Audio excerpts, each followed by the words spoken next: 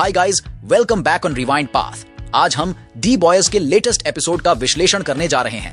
ये एपिसोड कैसे जेन वी से जुड़ा है, बहुत सारे धमाकेदार खुलासे, चौंकाने वाले ट्विस्ट और इमोशनल सीन हैं। तो चलिए जरा स्पॉइलर अलर्ट देकर कैरेक्टर डेवलपमेंट से लेकर कहानी के उलट फेर तक सब कुछ पर थोड़ी नजर घुमाते हैं। वॉट एंटरटेनमेंट का फिल्म इतिहास उतना ही जितना समृद्ध है, उतना ही विवादों से भरा हुआ भी है। 1953 में आई द कर्स ऑफ फू मांचू से लेकर हालिया डॉन ऑफ द सेवन तक हर फिल्म अपने वक्त के सांस्कृतिक और राजनीतिक माहौल को दर्शाती है। आइए कुछ मशहूर फिल्मों पर नजर डालते हैं, जिसकी शुरुआत करते हैं द कर्स ऑफ फू मांचू से। ये फिल्म सुपर विलन डॉ फू मांचू की पैरोडी है। अगली फिल्म है 1967 की लिबर्टी का बडवाइजर कैंपेन, जिसे हमने सीजन 2 में देखा था। आगे बढ़ते हैं 1966 की फिल्म क्रिम्सन की तरफ। इस फिल्म में हमें चिंपैंजी से प्यार करने वाली सुपर हीरो क्रिम्सन काउंटेस और बिग चीफ अपाचे मिलते हैं, जिसमें 1917 की दिस मीन नॉयर शामिल है, जिसमें ब्लैक नॉयर, सोल्जर बॉय और टीएनटी ट्विंस नजर आते हैं। 2000 के दशक में क्वीन माइव, दी डीप और ट्रांसलूसेंट पर आधारित फिल्में आई। हम 2022 की बदनाम film Dawn of the Seven पर भी बात करते हैं, जिसे सीजन 2 में फिल्माया जा रहा था और सीजन 3 में रिलीज हुई थी। ये फिल्में सिर्फ मनोरंजन नहीं हैं, बल्कि ये प्रोपेगेंडा और कंट्रोल के उपकरण हैं, जिनका इस्तेमाल वॉट जनता की राय बनाने और अपनी ताकत बनाए रखने के लिए करती है। चैप्टर 4 में होमलैंडर और रयान के रिश्ते में नया मोड़ आता है। होमलैंडर का ताकत और कंट्रोल से हमेशा से पेचीदा रिश्ता रहा है और ये अब उसके बाप बनने के तरीके में भी दिखता है। रायन के साथ हाथापाई के बाद होमलैंडर अपना तरीका बदल लेता है।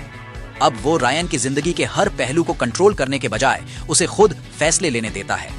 ये शुरुआत होती है डायरेक्टर एडम बर्ग के नए टीवी सीरियल सुपर स्कूल को न कहने से, जो गुलान यूनिवर्सिटी में उसके वक्त से इंस्पायर था। रायन असल में लोगों की मदद करना चाहता है, न कि वो दिखावटी हीरोगिरी जो उसने देखी है। होमलैंडर इस मौके का फायदा उठाकर रायन के साथ बॉन्डिंग बढ़ाने के लिए एडम बर्ग को सबक सिखाने का फैसला करता है, जो अपनी पीए बोनी के साथ जबरदस्ती कर रहा था। होमलैंडर और रायन मिलकर एडम को सजा देते हैं, जो एक खौफनाक पिता पुत्र का पल है। होमलैंडर का यह नया तरीका उसके लिए एक टर्निंग पॉइंट हो सकता है, जिससे वो और खतरनाक बन जाएगा, क्योंकि वो रायन को अपने जैसा बनाना चाहता है। अब वो टीम नहीं रहे जो कभी हुआ करते थे। हर सदस्य अपने निजी मुद्दों से जूझ रहा है, जिससे उनकी टीम की गतिशीलता में तनाव और पेचीदगियां बढ़ रही हैं।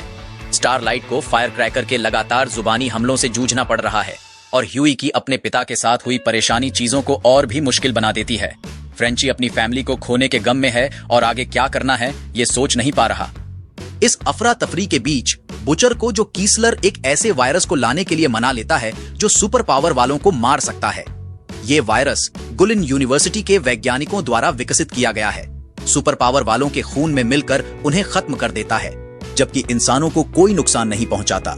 ये होमलैंडर को मारने के लिए काफी ताकतवर नहीं है, लेकिन विक्टोरिया न्यूमैन को खत्म करने के लिए काफी है। ये वायरस लाने के लिए उन्हें स्टेन एडगर की मदद चाहिए, जो न्यूमैन की कस्टडी के बदले में मदद करने के लिए तैयार हो जाता है। सूप को मारने वाले वायरस को प्राप्त करने के लिए बुचर का दृढ़ संकल्प किसी भी हद तक जाने की सनक हमें दिखाई पड़ती है। जैसे जैसे एपिसोड आगे बढ़ता है, बुचर की रणनीति और अधिक क्रूर होती जाती है, खासकर समीर के अपहरण के साथ। नैतिक सीमाओं को पार करने की यह हताशा और इच्छा बुचर और सूप्स को खत्म करने के उसके अटूट संकल्प को उजागर करती है। समीर के पैर को काटने और उसे वायरस पर काम करने के लिए मजबूर करने की बुचर की इच्छा उसकी बढ़ती क्रूरता को दर्शाती है। सूप्स को खत्म करने का उसका दृढ़ संकल्प, चाहे कोई भी कीमत क्यों न हो, इस तरह की योजना उसकी टीम के साथ संभावित विवाद को जन्म दे सकता है। ए ट्रेन की मुश्किलें और बढ़ जाती हैं, क्योंकि फुटेज लीक होने की वजह से उसके पकड़े जाने का खतरा बना रहता है। सिस्टर सेज का उसे बचाने का फैसला उनके रिश्ते और उसकी मंशाओं को और पेचीदा बना देता है। एशले इस पूरे मामले में हेरफेर करती है, जिसकी वजह से कैमरून कोलमैन की मौत हो जाती है। ये उसकी बेरहम नेचर को दिखाता है। ए ट्रेन के सुधरने की संभावना तो दिखती है, मगर होमलैंडर को उसकी हरकतों का पता चलने का खतरा बना रहता है, जिससे उसका भविष्य अधर में है। छोटी कहानी द सेवन के अंदर के धोखेबाज रिश्तों और हर एक सदस्य के सामने अंदरूनी और बाहरी खतरों का पता चलता है। हुई की कहानी दिल को झकझोर देने वाली है। कंपाउंड वी की वजह से उसके पिता की हालत खराब हो जाने के बाद हुई को उन्हें अलविदा कहना पड़ता है। ये मुश्किल फैसला इस एपिसोड का एक अहम इमोशनल मोमेंट है, जो अपने पिता के आखिरी वक्त में उन्हें दिलासा देते हुए हुई कि मैच्योरिटी को दिखाता है। इस एपिसोड में हुई की कहानी सबसे ज्यादा इमोशनल है। अपने पिता को बचाने के लिए उन्हें कंपाउंड वी देने के बाद हुई को ये जानकर गहरा सदमा लगता है कि उनके पिता की हालत पूरी तरह से ठीक नहीं हुई है।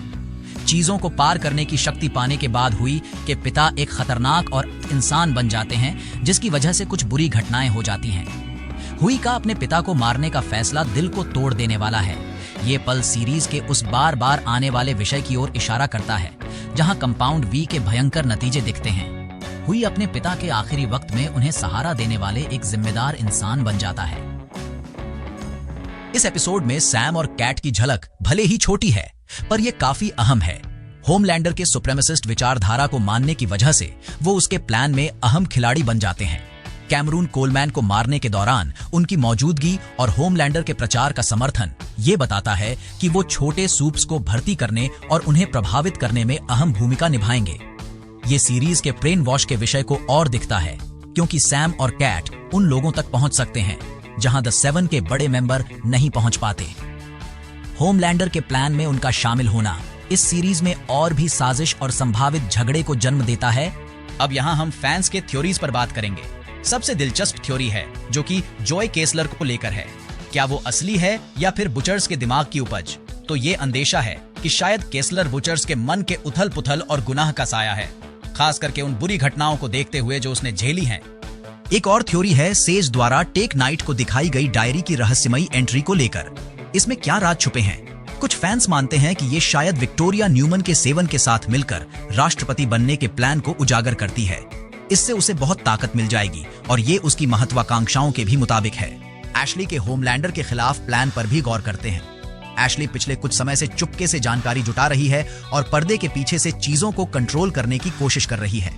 उसका असली मकसद क्या है?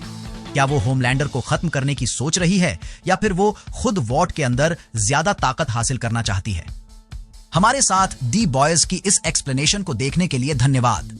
लाइक करना, सब्सक्राइब करना और अपनी सोच और थ्योरीज को कमेंट्स में शेयर करना ना भूलें। और भी डिटेल्ड ब्रेकडाउन और एनालिसिस के लिए बने रहें।